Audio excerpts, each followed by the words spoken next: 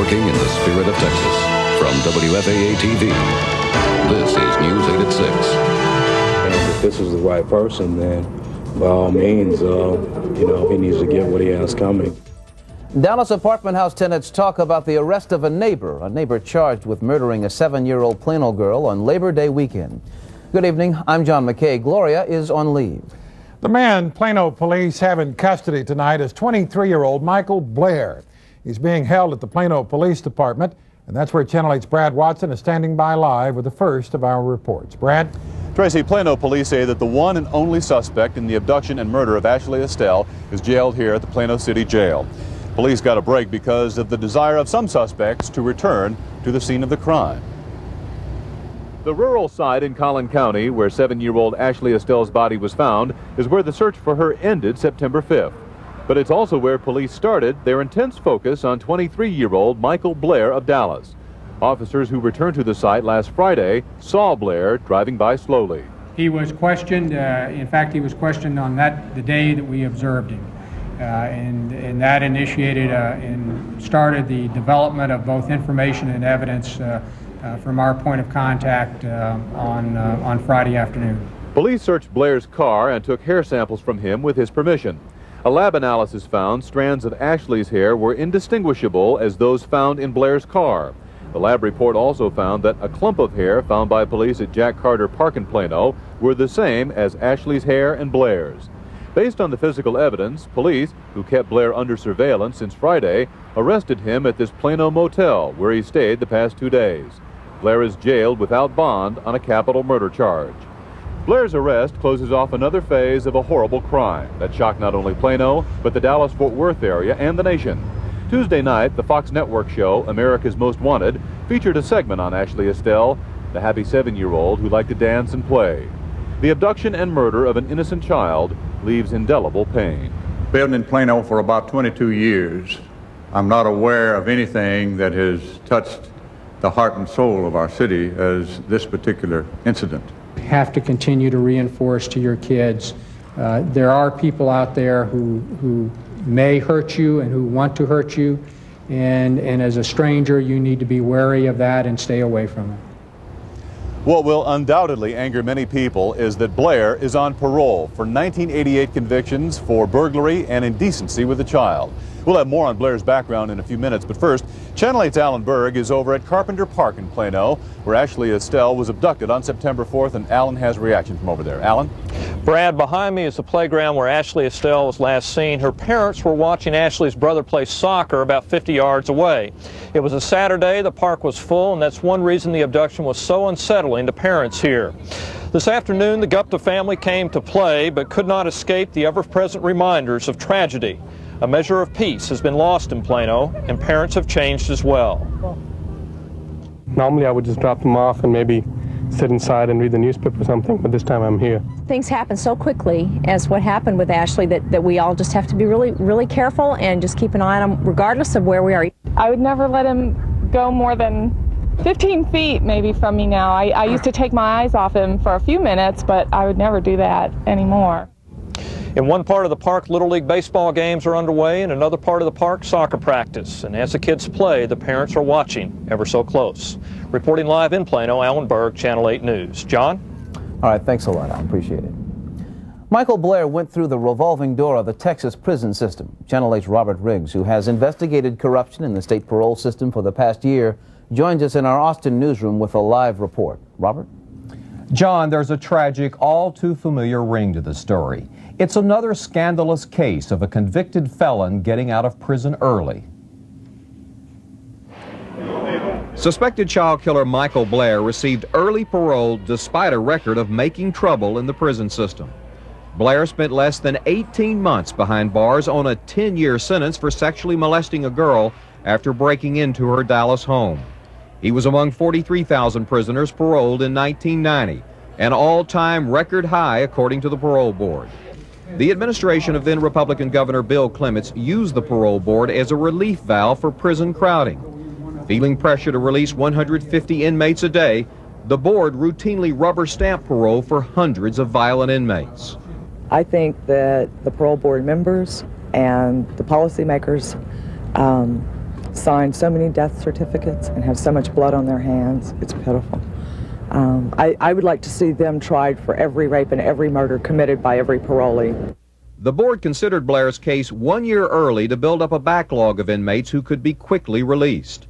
On April 19, 1989, the board voted to set Blair free on the first date that he became eligible for parole. Blair would have to wait for a year to pass before his release. Meanwhile, Blair got into trouble. In May of 1989, Blair got demoted to line class 3, the next to the worst behavior rating, for disciplinary problems. A month later, in July 1989, Blair lost 98 days of good time credit off his sentence for having a weapon in prison. Over the next 6 months, prison officials restored Blair's good time. On March 14, 1990, the parole board issued Blair's parole certificate without reviewing his disciplinary record. 1 month later, Blair walked out of prison a free man. Go find all of these parolees, all these folks who released, find out what they're doing, make sure we have enough parole officers to keep track of them. Current parole board chairman Jack Kyle stopped the practice of approving paroles early after his appointment by Governor Ann Richards.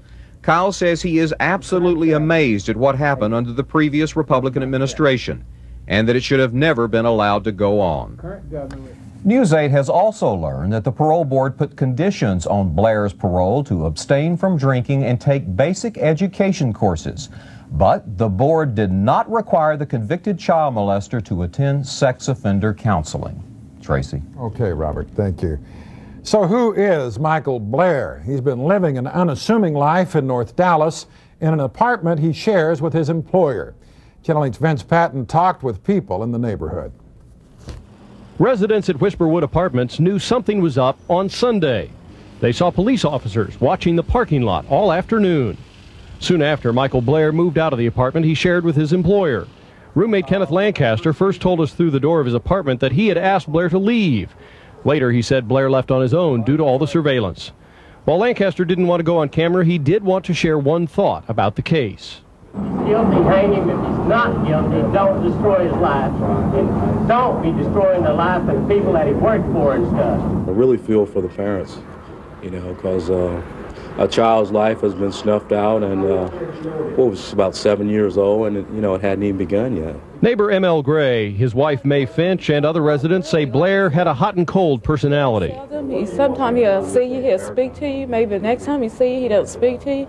He's really, I guess, to himself a little bit. It kind of hit us hard too, to think that you're living with that type of psychotic personality next door, is just bizarre. His roommate says he knew about Blair's burglary conviction, and one resident says he had told her about his brief prison time too. But no one we talked to here ever dreamed he would become the prime suspect in a capital murder that has shocked and shaken the suburbs. Vince Patton, Channel 8 News. When Blair was convicted of 2 felonies in 1988, he got half the maximum sentence. But even if he had received the maximum, Blair would probably be out on parole now. That has critics complaining Texas isn't serious about stopping sex crimes against children. And one of those critics is the prosecutor who sent Blair to jail. Gary Reeves has her story. And he's convicted. And he gets a life sentence. Should Texans feel protected? No. As a child abuse prosecutor, Lynn Kartsounis was the one who sent Michael Blair to prison for 10 years for a 1988 sex offense against a child. That he is out and suspected of child murder leaves her sad, but not all that surprised. What the profiles of sex offenders are, the way that they offend against children, very few of them offend against children in an isolated manner. Blair pleaded guilty in 1988 after an 11-year-old girl told police she was asleep on her bed near the window of her North Dallas apartment when she was awakened by Blair, who had put his hands under her T-shirt and started rubbing and kissing her. A week later, he leaned into the window onto her bed and tried to pull her through the window. The 10-year sentence only kept Blair in prison for a year and a half. After that, he was supervised just like any other parolee. Compare that to the state of Washington, where child sex offenders like Joe Gallardo must register with police, be fingerprinted and photographed, and even tell their neighbors about their crimes. It's a brash step that gave vigilante neighbors a chance to burn that rapist out. Some even suspect it's unconstitutional. But Kartsounis says states must take extra steps to protect their children. When a child can be scalded to death and someone can be charged with injury to a child and receive a few years, get a life sentence, and that results in a few years sentence. That's not protecting children. And that's the way our laws are stated now. For starters, Kartsounis says Texas needs to make child sex crimes aggravated, so convicts will have to serve at least a quarter of their time. Right now, for every year of the sentence, they spend less than a month behind bars. Gary Reeves, Channel 8 News. Kartsounis says her fear is that once the headlines fade, people will forget, and the laws on child sexual abuse will not be changed. The parole board voted to free Michael Blair without looking at all of his criminal record. Officials released Blair from prison before they discovered he was a convicted child molester. News 8 has learned that Dallas parole officials failed to put Blair under tighter supervision. Channel 8's Robert Riggs reports from our Austin newsroom. The parole board hurriedly freed suspected child killer Michael Blair in 1990 without knowing he was a convicted child molester. A parole panel approved Blair just 2 months after he arrived in state prison on the basis of a burglary conviction. The child molester sentence arrived later, but was not reviewed by the board before Blair's release, even though it was entered on the prison and parole system's computer. In June of this year, Dallas parole officers discovered that Blair was a convicted child molester. They even went to Blair's apartment and warned his roommate. But parole division officials in Dallas never asked the parole board to impose special conditions that would put Blair under closer supervision required for sex offenders. Mr. Blair came to us and indicated that he needed an emergency transfer to Minnesota. He has an elderly and ill mother up there. And we proceeded with that based on the needs of the mother. Obviously, another step should have been taken, where at least they should have requested a special condition that he attend sexual offender counseling. 6 weeks passed before the Dallas Parole Division office asked its Austin headquarters to approve Blair's emergency transfer to Minnesota. 2 days later, on August 18th of this year, the Parole Division rejected the transfer. Again, Dallas Parole Division officials did not request special sex offender conditions. According to Parole Division sources, some parole officers at the Dallas District 2 office wanted tougher sex offender restrictions placed on Blair. They were told, "He's been out for 2 years. He hasn't done anything yet. Just leave it alone." Parole officers and their supervisors say they cannot comment. If Blair had been given sex offender status, he would have been more closely supervised, reporting to his parole officer as many as 4 times a month instead of once. More importantly, he would have had to attend sex offender counseling sessions weekly. You would have had contact with a professional therapist who would have maybe been able to get into his mind and find out if he had been reoffending during his 2 years. Was he considering it? Is he still exhibiting some sort of deviant behaviors? At least you would have had that professional opinion to go on, as opposed to, well, it's 2 years he hadn't been arrested. Blair's case is a tragic aftershock in the wave of thousands of paroles that were rubber-stamped to relieve prison overcrowding. Robert Riggs, Channel 8 News, Austin.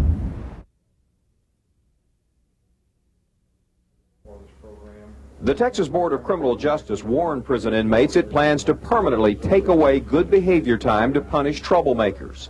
But an initial proposal would only take away dramatically less good time. The board met on the resort island of South Padre against a backdrop of public outrage over the early release of suspected child killer Michael Blair of Dallas.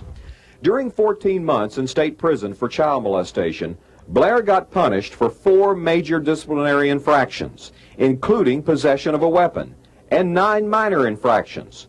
Blair lost 188 days of good time credit off his 10-year sentence. But the prison system restored it to speed up releases, and Blair walked out of prison on parole in April of 1990. We have a policy that is more for want of a better word, a farce than a policy. Crime victims say the good time policy proposed by board member Alan Polunsky of San Antonio is a farce. It permanently takes away less good time than current penalties. Consider the case of convicted child killer Raul Mesa of Austin. Mesa got out of prison because his 11 years behind bars, plus his good time behavior, added up to his 30-year sentence. Mesa had lost 3 years of good time for disciplinary problems, but it was later restored. In one incident, Mesa lost 365 days of good time for possession of a knife. Under Polunsky's proposal, Mesa would only lose 30 days permanently. The reality of the situation is that what we're doing with this motion, basically for Raul Mesa, who's got these 3 separate infractions, one of which was a felony for which he was committed, means only that he would have served 30 days more in the penitentiary. Theoretically, inmates were supposed to earn back lost good time with good behavior. The prison system routinely abused the policy to make room in the crowded prison system. It secretly set loose hundreds of its most dangerous prison troublemakers without even restoring lost good time. At least 100 of those released committed more violent crimes. Tougher rules on good time would make inmates serve longer sentences. Before the board stops giving back good time, it wants a study on the impact on prison crowding. It's clear that penalties can't be more than a slap on the wrist without causing a backlog in crowded county jails. Robert Riggs, Channel 8 News, Padre Island. The parole board apparently relied on the word of suspected child killer Michael Blair when it set him free in 1990. The parole division claims it did not know about Blair's child molester conviction. Dallas County District Attorney John Vance says a packet of paperwork accompanied Blair to prison. And you don't have to be a mental giant to read that paperwork and tell what he's been convicted of. I know that that was with Blair when he went to Huntsville. And how do I know it? Because TDC authorities will not accept a prisoner without it. This parole summary obtained by News 8 from Blair's confidential file contradicts the parole division's official explanation about Blair's release. Blair claims he was drunk at his apartment building when at 1 in the morning he noticed one of the residents' bedroom window, who was only 11 years old, was open, that the neighborhood was not safe, and he reached in the window only with his arm and asked the girl to close the window. The parole officer who interviewed Blair in prison notes, though, that this version appears to be contrary to the offense report, which states that Mr. Blair forced the window open and pulled himself through the window into the girl's bedroom and grabbed her around the waist. She began to kick and scream, and he dropped her and fled on foot. My reaction to that would be the same as letting the inmate write the recommendation to the board as to whether or not he'd be paroled. It's absolutely ridiculous. I can't believe that happened. The parole division can't produce any proof to support its claims that the paperwork on Blair's child molester conviction was not in his file. How could we possibly have let this portion of society get away with what we're letting them get away with? They are preying on the children of our state. State Senator Florence Shapiro of Plano calls for an investigation by the Board of Criminal Justice and the Senate Criminal Justice Committee. Senator Shapiro says she is most bothered by News 8's reports that Blair was not placed in a sex offender program. Dallas parole officers learned in June that Blair was a child molester, but officials did not ask to put Blair under closer supervision. Robert Riggs, Channel 8 News, Austin. An exclusive report tonight on a paroled child molester tops our news. Good evening, and thank you for joining us. Last September's abduction and murder of 7-year-old Ashley Estell in Plano sent chilling fear through parents. Now the Criminal Justice Department under the Richards administration wants to keep confidential an investigation of how the girl's accused killer received early parole. But in a special investigation, Channel 8's Robert Riggs has learned the disturbing findings of the report. The Texas parole and prison system committed more than 24 major mistakes when it freed accused child killer Michael Blair. News 8 has learned shocking details from a confidential report that the Texas Department of Criminal Justice wants to keep under wraps. Blair is charged with capital murder in the death of 7-year-old Ashley Estell. She was abducted from a Plano park last September as her parents watched a soccer tournament. Now, the answers to how the 23-year-old convicted child molester got out of prison are known only to a select few state officials. The situation with Mr. Blair is a very damning commentary on the system in general. The report that I have seen in talking to our people at TDCJ leads me to believe that this was a series of very bad mistakes from the very outset to the very end that they really need to be rectified. So what's in the report that state officials do not want the public to know about? First off, evidence of a cover-up. After our critical reports about Blair's release last September, parole division officials claimed that board members did not have any information about Blair's previous conviction for indecency with a child when they paroled him. That's simply not true. In fact, according to the confidential report, Blair's child molester conviction was in the file and computer before the board approved his parole in 1989. The parole board was in such a hurry turning loose 150 inmates a day to relieve prison overcrowding that it didn't read the file.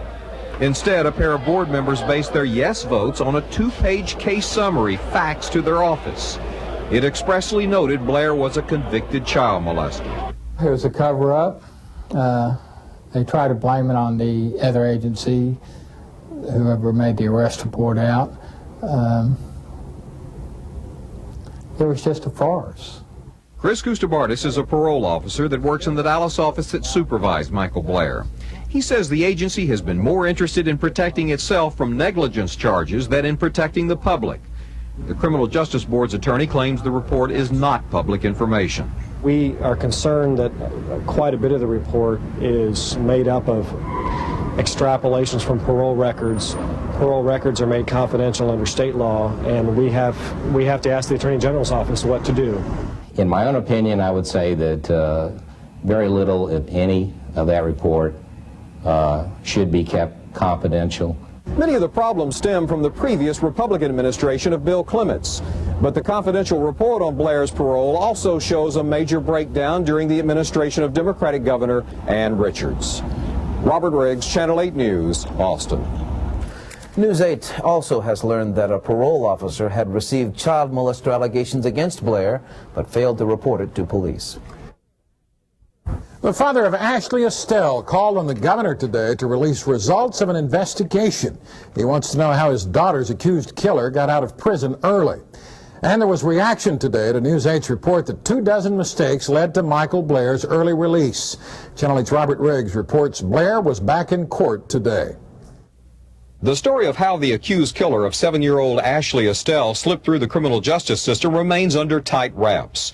A confidential state investigation found more than 24 mistakes in the release of convicted child molester Michael Blair. And the entire criminal justice community. The Texas Department of Criminal Justice, under the control of a board appointed by Governor Ann Richards, launched an all-out legal battle to prevent the public from knowing what went wrong. Maybe it can help someone else. Ashley Estell's father says making the report public might save the lives of other children. What I'd like to see is the governor order them to release the report in the interest of the safety of people all across the state, which is much more important to me than anybody covering themselves, worried about their job or whether they screwed up. News 8 has learned about some of the mistakes discovered by the confidential investigation. Parole board members approved Blair's release without reading his file. They used a 2-page fax summary of the case. On that fax, they apparently overlooked Blair's child molester conviction. And later, a parole officer failed to report allegations that Blair molested a girl while out on parole. I believe it's an indictment on the whole system, from the top to the bottom. Plano Senator Florence Shapiro originally asked for the investigation. The Department of Criminal Justice resisted giving her a copy. Even though the agency told the Attorney General it gave the report to Shapiro, she only received a censored version and was told she can't talk about it because it's confidential under the law. I'm very disturbed about that. I'm very concerned that what we're doing here is we're protecting the inmate, we're protecting the bureaucracy, and we're forgetting about the victims and those of us out in a safe society. Now more lawmakers want the report. They question how the system can be changed if they can't talk about what's broken. Crime is a hot issue in this election year. Politicians are talking tough. Senator Shapiro says if Governor Ann Richards and Attorney General Dan Morales really are tough, then they will release the confidential report on how a convicted child molester got out of prison early. Robert Riggs, Channel 8 News, McKinney. The father of Ashley Estell called on the governor today to release a confidential report that exposes how a convicted child molester got out of prison early. The accused killer of Ashley Estell appeared in a Collin County courtroom where his lawyers are trying to move the capital murder trial. Channel 8's Robert Riggs has more in our exclusive investigation on what state officials do not want the public to know about the release of Michael Blair. They're playing political games. They're dealing with people's lives, and all they're worried about is votes. The father of 7-year-old Ashley Estell doesn't want another child to become a murder victim. A confidential report on his daughter's accused killer found a top-to-bottom breakdown in the system that released Michael Blair. What I'd like to see is the governor order them to release the report. Plano parents whose children play at the park where Ashley Estell was abducted last September want to know how to change the system. And the entire criminal justice community. The Texas Department of Criminal Justice, under the control of a board appointed by the governor, refuses to release the investigation on how the convicted child molester got out of prison early. My primary concern right now is that it not continue, that more people don't have the same thing happen to them. Nothing can bring back my daughter, but maybe it can help someone else. News 8 has learned that the confidential investigation discovered more than 24 mistakes in Blair's parole. One of the most serious, a parole officer failed to report to police allegations that Blair molested a girl while on parole. It should have never happened. Never happened.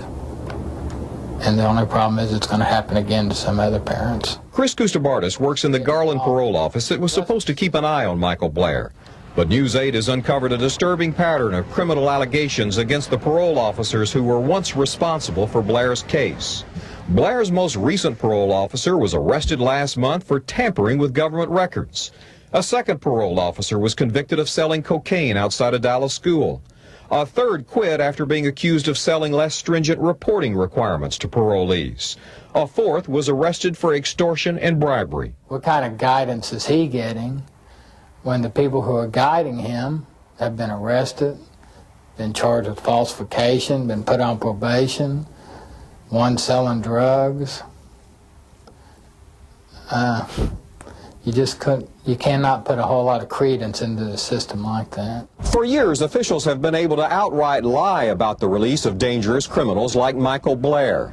They have been able to get away with it and can keep a confidential report under wraps about a major breakdown in the system because Texas lawmakers have cloaked criminals' parole records in secrecy. Robert Riggs, Channel 8 News, McKinney. News 8 is challenging the Criminal Justice Department's attempt to prevent the release of the report. This is News 8 at 6. We need answers, not lip service, and not stonewalling, and not pointing fingers from one department to the other. A Plano state senator wants to know how the accused killer of Ashley Estell got out of prison. But her appeal has fallen on deaf ears at the state capitol.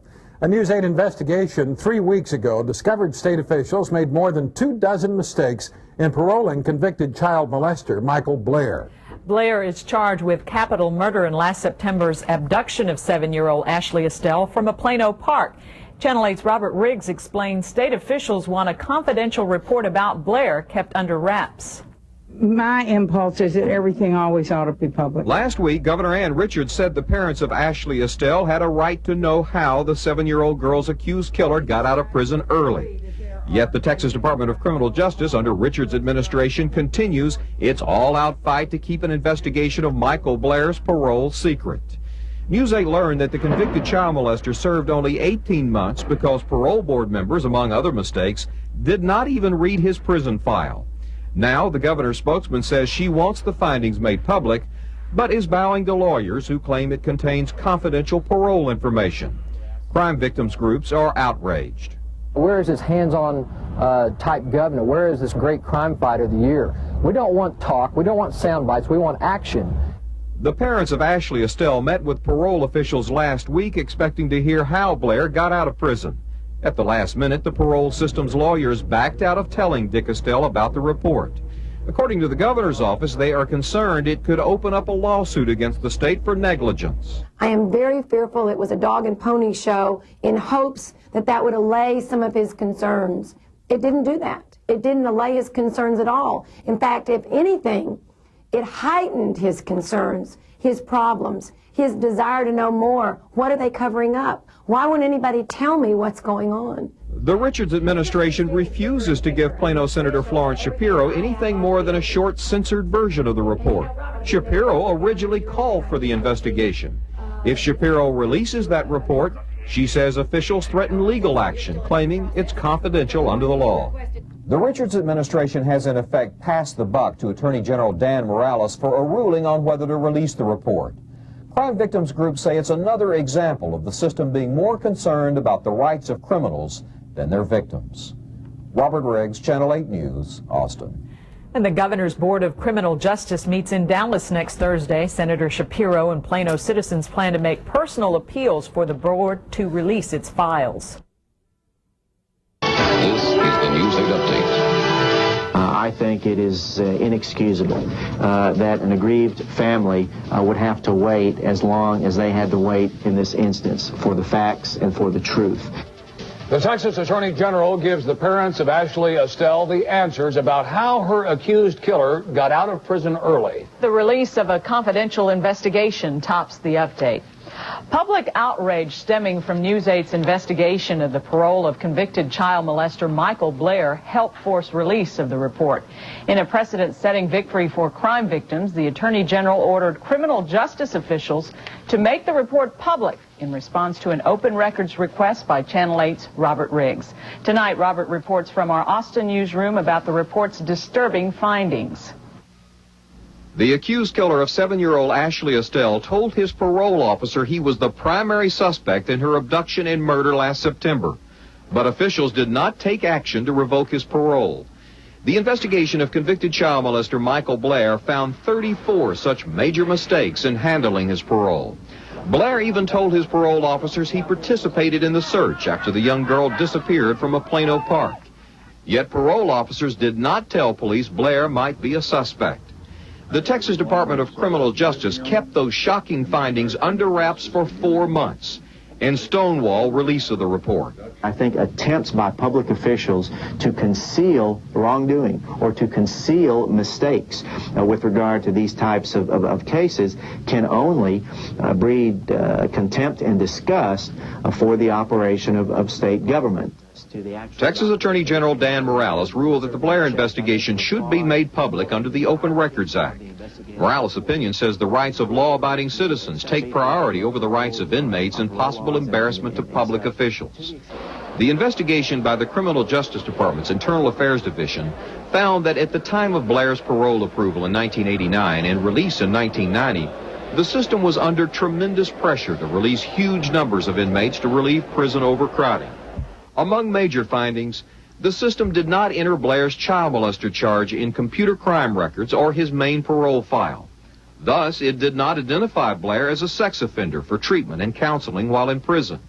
Parole board members did not read Blair's thick file and overlooked his child molester conviction when they approved his parole. Thus, parole officers did not place Blair in the more restrictive sex offender program when he got out of prison. And Dallas parole officers did not revoke Blair's parole for a Richardson burglary in 1991. Finally, Blair's parole officer did not investigate a complaint that Blair was having sex with a 15-year-old girl. There are tremendous changes that need to be made. There is a broken system in place that allows someone like a Michael Blair to get through a system with paperwork that is in a shambles, with information that is not go from one agency to another, and it has got to stop, and now is the time to finally make the changes. Plano Senator Florence Shapiro, who also fought for release of the report, says the legislature needs to change the law that keeps criminals' parole files confidential. In a written response, Governor Ann Richards says her administration stopped early paroles and passed tougher sentences. But some major problems remain unchanged, and crime victims groups worry about the hundreds of other Michael Blairs that a broken system set free. Robert Riggs, Channel 8 News, Austin. Working in the spirit of Texas, from WFAA-TV, this is News 8 at 6. I think they're a little bit smarter than everyone else, and that may be just part of the thrill of it. Prosecutors say the man on trial for killing Ashley Estell played cat and mouse with detectives. Good evening. Michael Blair's statements to police top News 8 at 6. The defense says Michael Blair cooperated with police because he is innocent. A jury in Midland, of course, will decide who's telling the truth. And Channel 8's Robert Riggs joins us live now from the Midland County Courthouse with the latest. Robert. Tracy, the jury is currently watching 10 hours worth of Blair's videotaped statements to Plano police. Blair talks before and after his arrest, apparently unaware of the hidden camera. The jury saw a strikingly different Michael Blair from the short-haired, clean-shaven, somber defendant that's been on trial for capital murder. In his videotaped statement to Plano police last year, Blair broadly grins, appears downright cocky, and lies about his past criminal record as a child molester. Blair tells officers, "I hope you catch this guy." The guy is the killer of 7.5-year-old Ashley Estell. Blair says he would like to take the killer to a swamp, tie him to a stump, and leave him to the alligators. Blair says he even wrote President Clinton urging stiffer laws for crimes against children. I think you're looking at a fellow who is very controlling, very manipulative. He's only going to reveal, as you'll see as this progresses, what he thinks the police might know. Blair claims he was home asleep when Ashley was abducted from a Plano park during a soccer tournament last September.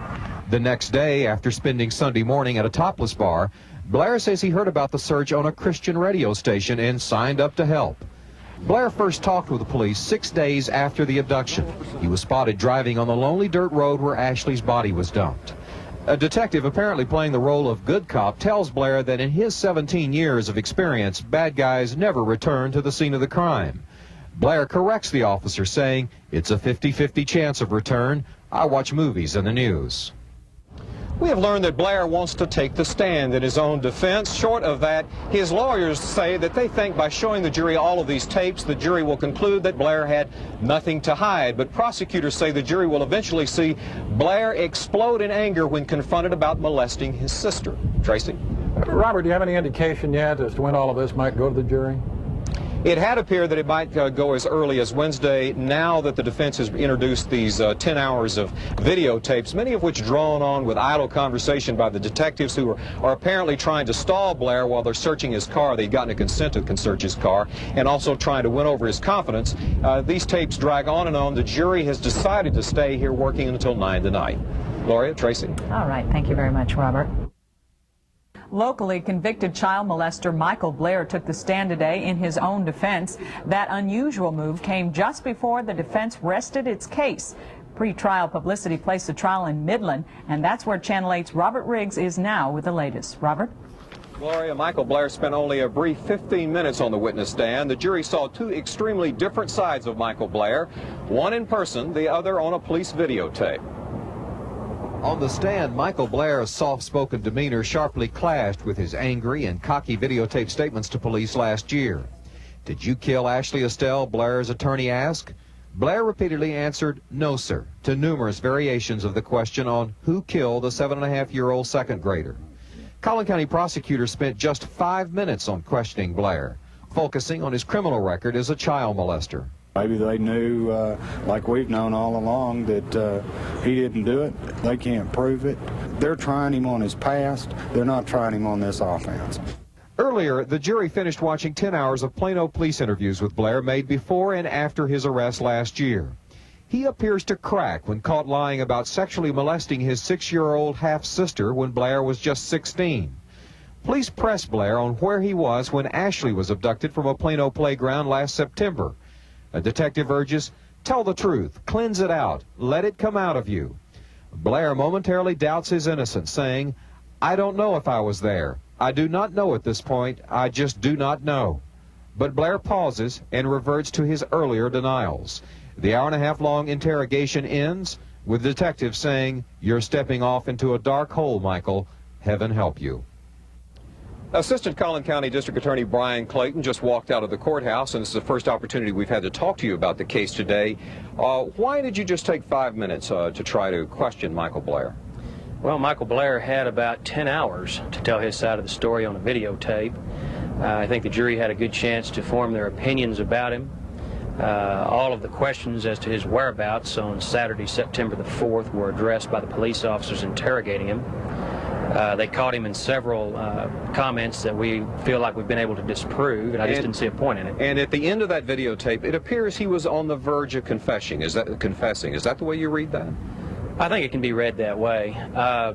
Whenever a person charged with capital murder starts to say that they're not sure if they blacked out or don't remember where they were, think that they might have done it but just can't remember, those kinds of comments I think are going to weigh heavy on a jury's mind. Thank you very much. The defense has rested this morning in this case. The prosecution is expected to finish up tonight, and tomorrow morning we should hear closing arguments. Gloria? Okay, thank you, Robert. This is News 8 at 6. He didn't do it. They can't prove it. Michael Blair swears he did not abduct and kill a 7-year-old Plano girl. The murder trial of Michael Blair tops our News at 6. Thank you for joining us. Michael Blair took the witness stand today for only a few minutes, and he didn't waste any time denying any part in the Plano girl's kidnapping and death. The trial was moved to Midland due to pre-trial publicity, and that's where Channel 8's Robert Riggs has been following the trial. Robert? Gloria, the defense rested its case today after putting Michael Blair on the stand for 15 minutes. Prosecutors say it was just more lies.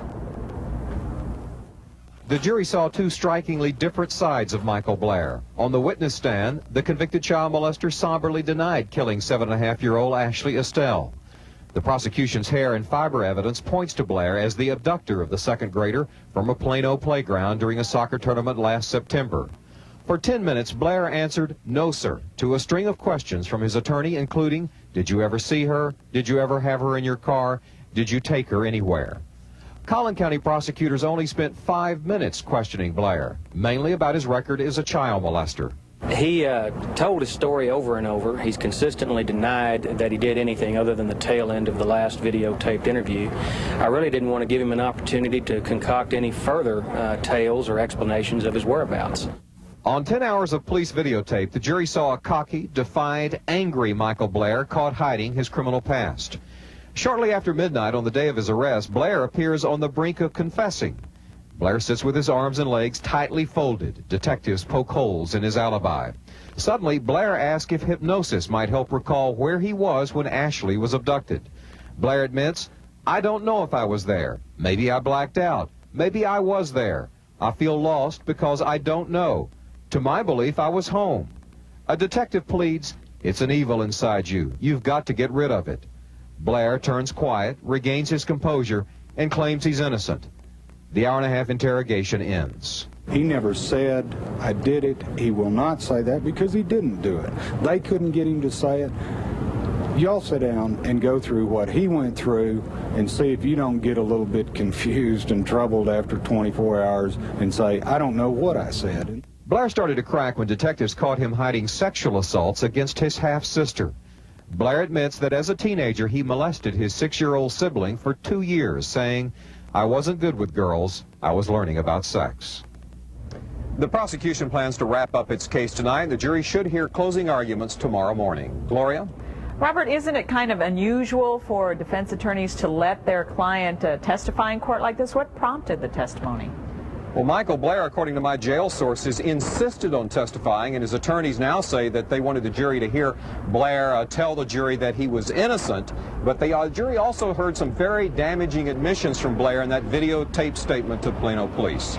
Gloria, Tracy. Thank you. This is News 8 at 5. That he was guilty.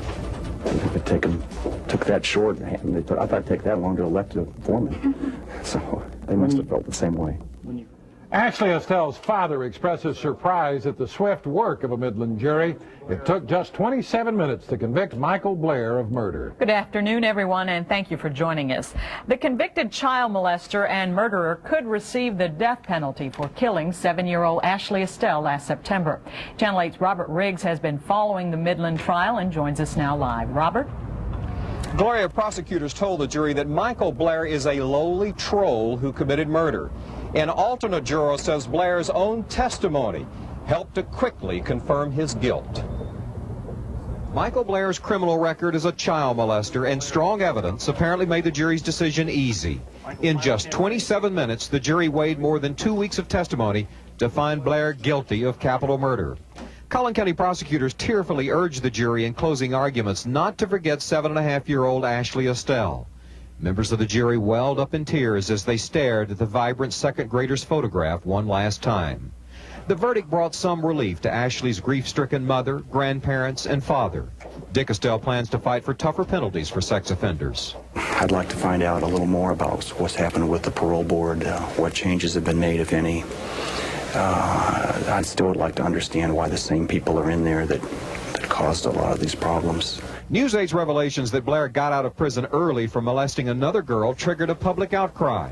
An investigation found 34 major mistakes in handling his case. Blair abducted Ashley at a Plano playground during a crowded soccer tournament last September. Witnesses saw him at the park before the abduction. Ashley's hair matched that found in Blair's car. Fibers from a toy bunny Blair apparently used to lure Ashley away matched one found on her strangled body. The quick verdict even surprised prosecutors. We had in this case a situation where the most innocent victim that you could ever imagine. There were no other factors in this case, absolutely nothing to even remotely excuse the conduct, and I think that played a big part. The defense took the desperate step of putting Blair on the witness stand. An alternate juror says Blair's cocky, evasive behavior on a 10-hour police interrogation tape cinched her decision. The quick verdict stunned defense lawyers. It was just real surprising. I can't comprehend it and can't understand it. I don't know how you can evaluate that much testimony in that short a time. The trial enters its punishment phase tomorrow. The jury can vote to give Michael Blair the death penalty or 40 years life in prison before he's eligible for parole. That would make Michael Blair 64 years old before he could get out of prison if the parole board voted to release him. Prosecutors say that children will not be safe if Michael Blair is ever released. They want him to die by lethal injection. Gloria. All right, thank you, Robert. And late this afternoon, Plano police issued a statement saying they always knew they had a strong case. Police also reminded parents to take precautionary measures to protect their children. This is News 8 at 6.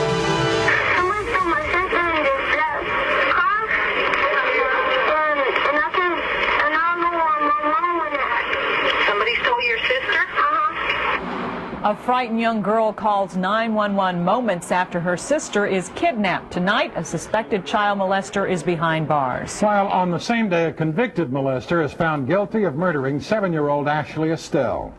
It just brings another point of closure to us. One more point to get by. I'm not sure anything could help, but it just... Two separate child abductions have very different endings this evening. One with the victim's safe return, the other with a verdict. It took a Midland jury just 27 minutes to find Michael Blair guilty of the murder of 7-year-old Ashley Estell. Channel 8's Robert Riggs is in Midland right now. Robert? Gloria, West Texans have a reputation for being brief and to the point. They made that point today with swift justice. Mr. Blair is no comment. Prosecutors compared Michael Blair to a creepy subterranean troll that committed murder. The jury agreed in just 27 minutes that the convicted child molester killed Ashley Estell. The second grader's parents and grandparents clutched hands as the jury returned. Ashley's grief-stricken mother searched their faces for a clue. A juror nodded yes before delivering the verdict. Diana Estell heaved a sigh of relief and appeared to whisper, "Thank God." Until this tragedy, Dick Estell says he, like most people, thought crime happened to someone else. Now that I've seen it, I'd like to see things change. I feel like the mood of the country is pretty much that going towards conservatism again, and certainly against crime, and I hope the politicians and the legislatures realize that's how people really feel. Assistant Collin County DA Brian Clayton choked back tears in his closing argument. With Ashley's photograph in hand, the prosecutor urged the jury to never let the 7.5-year-old girl leave your mind as you analyze the evidence. Tears welled up in the eyes of some jury members. Then Clayton dramatically confronted Blair, calling him a troll. Blair flinched and his face darkened.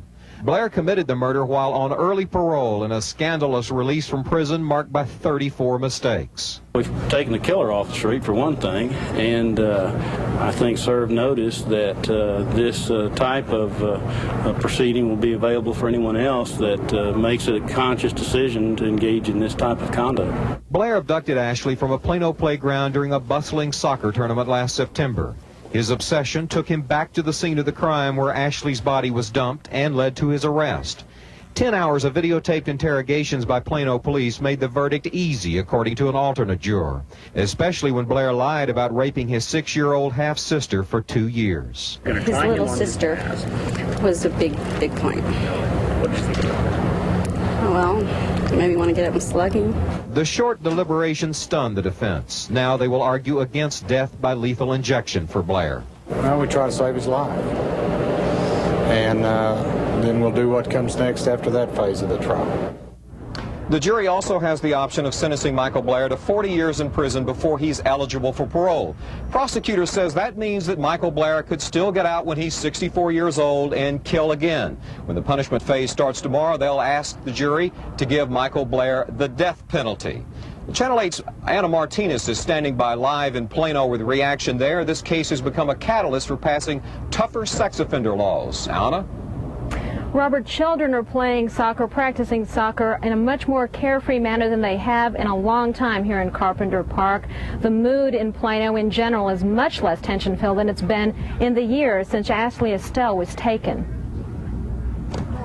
Parents of children who practice soccer at Carpenter Park watch their children more closely now than they did before September of 1993. That's when Michael Blair entered the consciousness of both parents and children.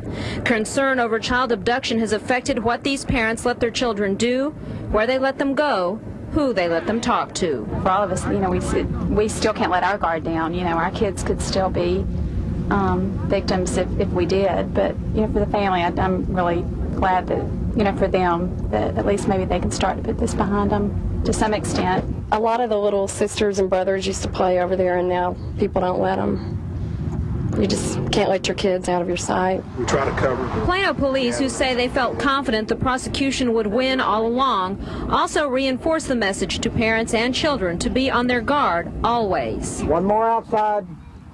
Go. Because I didn't even know her, but I just kept thinking about the parents. We unfortunately end up in the reactive mode when these cases happen, but we like to take a proactive effort in trying to educate the citizens as well as the kids and try to prevent these actions if we can. They never go with the stranger, and even if they have stuff in their car, they'll never go with them. Do you do that? Are you good? Or do you mind that rule?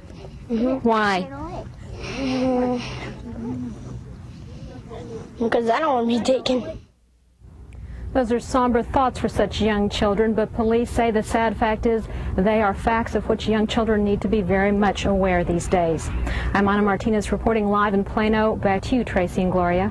Anna, I'm curious, at Carpenter Park, have things changed much since Ashley Estell was taken? Is there tighter security there?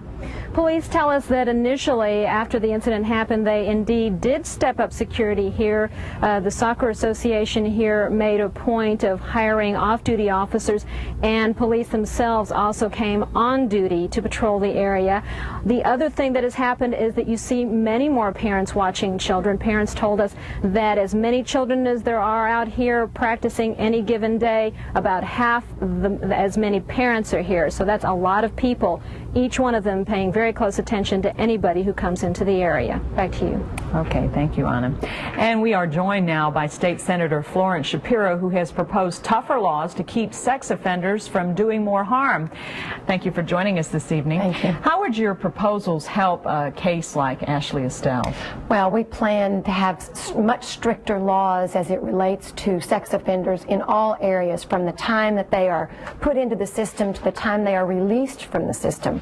We're talking about child safety zones. You saw Carpenter Park. Those are areas that known pedophiles and child molesters should never be allowed to gather. And we're going to put them off limits, similar to what we do with drug-free zones, certain areas that are no longer allowed. We intend to file legislation that allows public notification. I believe the public at large, the people in the community, have a right to know when someone moves into this community that's a threat. And I believe that's a necessity. Senator, if I understand you correctly, and we've covered this before, of course, you also are calling for unequal treatment under the law for sex offenders. Are you concerned at all about this being unconstitutional? No, I'm really not. I think it's time we start looking at what the rights of the average citizen, the law-abiding citizen, and the victims are, instead of always worrying about the rights of the criminals. I think we have it backwards in this state, and we need to change that. What about, have you talked to some of the other legislators? What are your chances for passage? I think it's very good. Unfortunately, something like this brings a lot of public attention. We did have a meeting, as you well know, in Dallas before the Senate Criminal Justice Committee. I've had many senators that have said, how can I sign on to your legislation?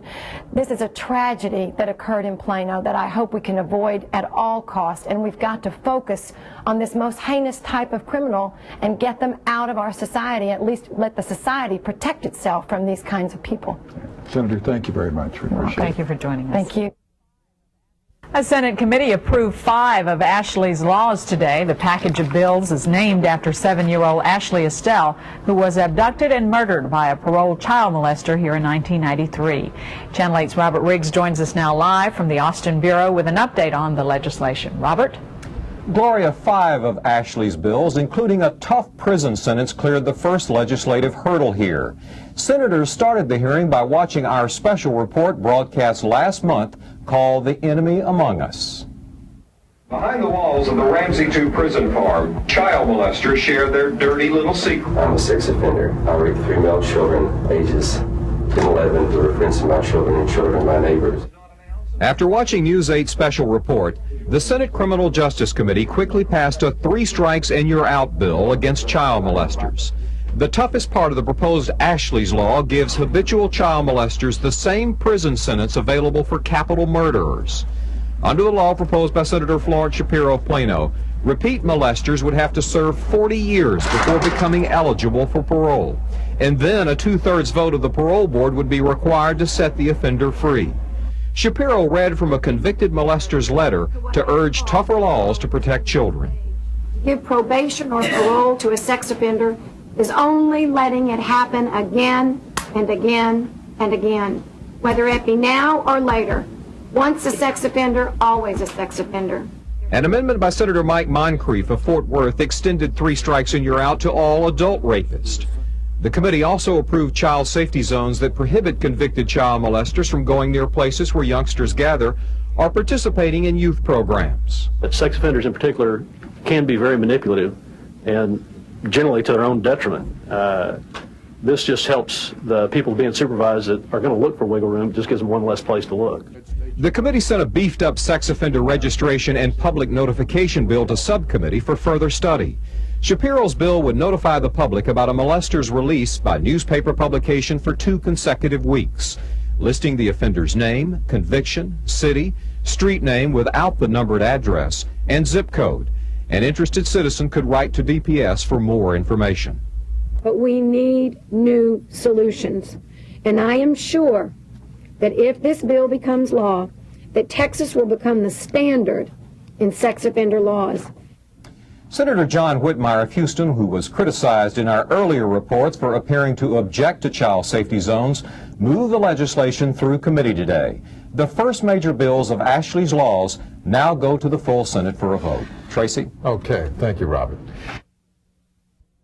And our job is to keep our society free from predators of our children and sex offenders. Governor George W. Bush signed into law an automatic life sentence for repeat child molesters.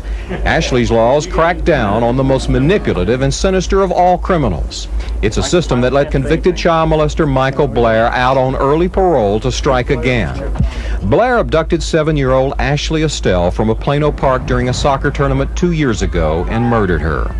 Plano State Senator Florence Shapiro named the new laws after Ashley and says it could have saved her life and other children if such a law had been in effect years earlier. I will say to the Estells that Ashley's death was not in vain, that maybe because of what happened to Ashley, these laws were put in place, and that's the reason I put her name on them, and that there will be children's lives saved in Texas as a result of what happened to Ashley Estell. Under Ashley's laws, convicted child molesters like Buford McDonald would have to serve 35 years before becoming eligible for parole. 2 prior felony convictions for attacking children, plus a 3rd conviction for any other felony, triggers an automatic life sentence equivalent to that for capital murder. Ashley's laws also requires public notification and registration of where a molester lives. sets up child safety zones to prohibit convicted molesters from going near schools, parks, and other places where children gather. It notifies the victim if a molester receives probation or escapes from prison. Lets the victim appear in person before the parole board to oppose release of the molester, and it lets law enforcement agencies share more information about molesters. If you apply them to any of the children that have been killed by sex offenders in the recent years, I think there are a couple of 3 laws that, if applicable back then, would have saved children's lives. Ashley's laws may become a model for the nation. The Office of Attorney General Janet Reno has invited Senator Shapiro to Washington next month to discuss how the FBI can set up a national registry to keep track of child molesters. Robert Riggs, Channel 8 News, Austin.